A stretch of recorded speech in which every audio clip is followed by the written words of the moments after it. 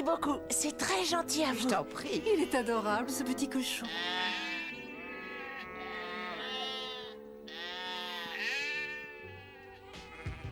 À l'aube des années 90, le réalisateur George Miller est déjà reconnu auprès de la critique et du public pour sa filmographie. Si elle n'est pas très fournie, sa carrière compte la trilogie culte des Mad Max avec Mel Gibson, film fou et précurseur qu'on ne présente plus.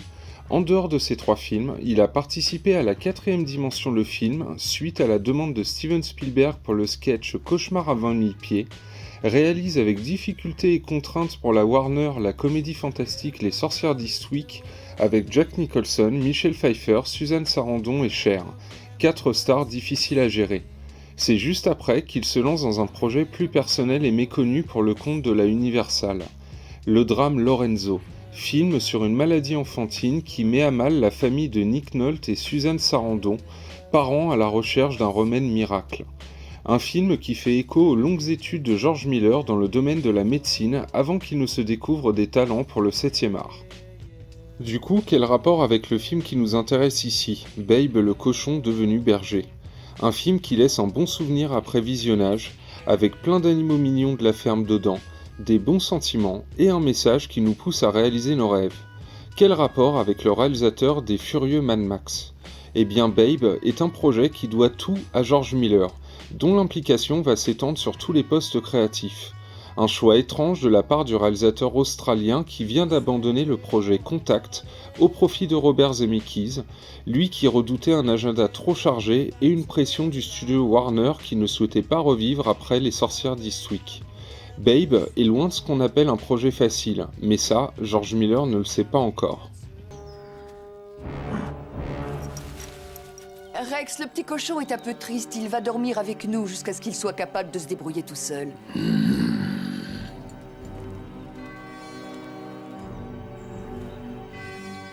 D'accord, mais on ne le garde pas plus longtemps. Maman, s'il fait pipi dans la paille. C'est ridicule. Si tu as un petit besoin, mon chéri, tu vas faire dehors, d'accord? Oui. Tu es mignon. Ouais, super. On lui saute dessus, on fait la bagarre. Dis, comment tu t'appelles? Vous sentez son odeur? C'est à la lecture du livre de Dick King-Smith, The Sheep Pig, que George Miller se passionne pour le projet d'adaptation. Un traitement animé à la manière de Disney ne l'intéresse pas. Pour lui, il serait au contraire formidable d'en faire un film live, utilisant les dernières techniques en matière d'effets spéciaux. Il préfère patienter afin de ne pas trahir les plus beaux éléments de ce qu'il pense être une merveilleuse histoire, et observe les progrès des techniques informatiques, leur rapidité, leur degré de sophistication et leur coût. Une fois passée la révolution Jurassic Park, George Miller pense que le temps est venu de lancer la production de Babe. George Miller ajoute que s'il avait attendu 5 années supplémentaires avec un budget 2 fois supérieur, tout aurait pu être truqué par ordinateur sans que le moindre véritable animal n'apparaisse à l'écran. Visionnaire, George Miller ignore alors qu'il livrera 2 films réalisés de cette manière avec les Happy Feet, sortis dans les années 2000 où tous les animaux et décors seront générés par ordinateur.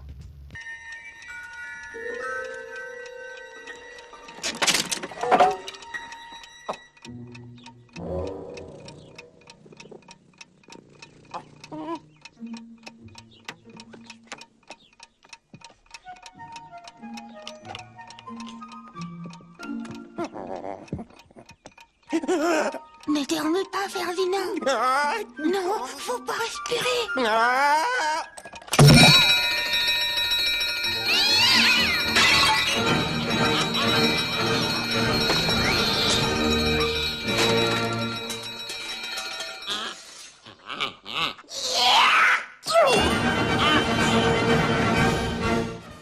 Le projet Babe est validé et financé par le studio Universal sur la garantie du nom de George Miller. Ce dernier, obsédé par les moindres détails, a conscience qu'un film aussi complexe que Babe le rendrait fou au bout de quelques semaines. Entre les différentes unités infographiques, animatroniques ou d'effets optiques, ses 500 animaux et 60 dresseurs, tout devait être parfaitement préparé et storyboardé. George Miller veut superviser et coordonner les choses de manière à ce que les 5 mois de prise de vue et les 12 mois de post-production ne virent pas au carnage. Ainsi, il préfère se dégager du poste de metteur en scène et confie la réalisation à Chris Noonan, un collaborateur de longue date évoluant principalement dans le milieu du théâtre et du documentaire. Universal donne son feu vert et met 25 millions sur la table pour que le duo puisse boucler Babe dans de bonnes conditions. Au premier abord, l'histoire paraissait assez simpliste, mais je l'ai trouvée très émouvante, et je n'imaginais pas être un jour ému par une histoire de cochon. Mais quand je me suis penché plus attentivement sur cette histoire, j'ai découvert un récit qui comportait plusieurs niveaux de lecture. C'est alors que j'ai pris conscience de la complexité du propos, en dépit du fait qu'à première vue, cela semblait plutôt simple. L'autre aspect qui m'a intéressé, c'est que ça paraissait impossible à réaliser, voire même ridicule, de vouloir s'atteler à un tel projet. Imaginez un film dont les personnages principaux sont des animaux capables de parler, avec un synchronisme parfait. Ça semble ridicule. Et c'est ce défi qui m'a attiré.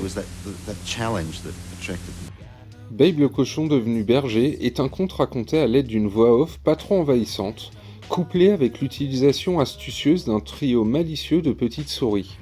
Un trio qui introduit brièvement et quelquefois en chantant chaque chapitre de l'histoire, car le film est découpé en chapitres et donne la vraie sensation de tourner les pages d'un livre pour enfants. D'autant que niveau visuel, Chris Noonan livre de jolies gravures tout droit sorties d'un conte illustré. La ferme des Hoggett, principal décor du film, avec son style totalement anachronique, en est un exemple parfait. Un Chris Noonan qui imprime du rythme à son histoire et qui filme ses animaux comme de vrais acteurs.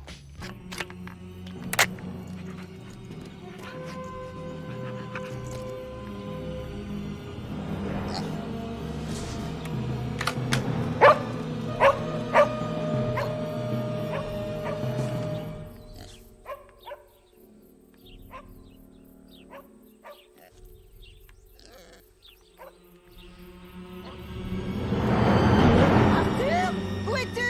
Wouhou! Arthur! Ah, tu es là? Tu sais ce que j'ai appris? Les gendarmes viennent de téléphoner. Il y a des chiens sauvages qui rôdent dans la campagne et Mitchell ont perdu déjà 6 agneaux ce matin. Mais qu'est-ce que tu fais avec ton fusil à cette heure-ci? Oh, rien.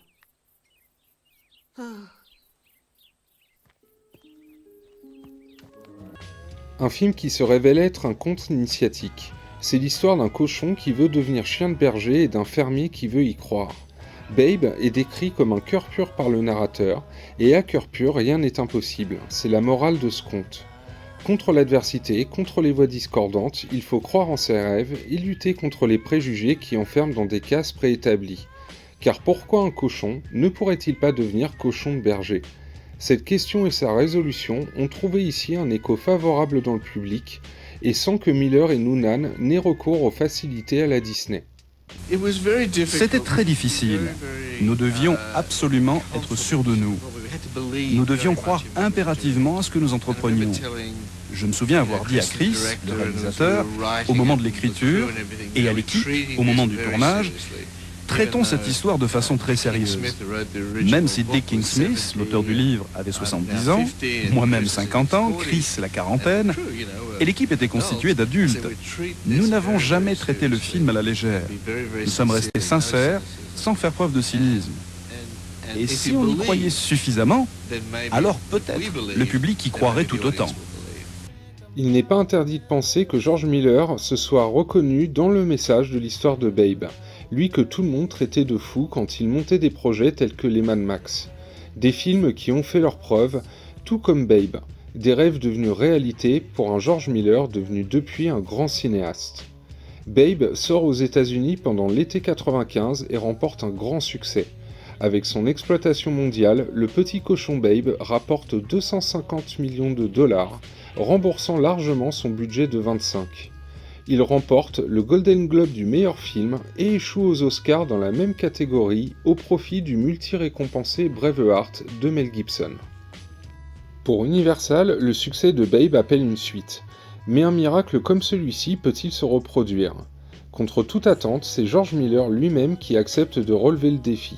D'abord parce qu'il a une bonne histoire en tête, et ensuite parce qu'Universal lui alloue un budget plus confortable. Miller pourra ainsi se permettre, avec ce Babe 2, Un cochon dans la ville, des idées qu'il n'avait pas pu expérimenter. Le premier film est en tout cas toujours aussi sympathique qu'à l'époque, et son défi technique impressionne toujours malgré les fortes avancées des effets spéciaux dont nous avons été témoins toutes ces dernières années. Désormais classique du cinéma familial, Babe n'a pas volé son statut plus que mérité.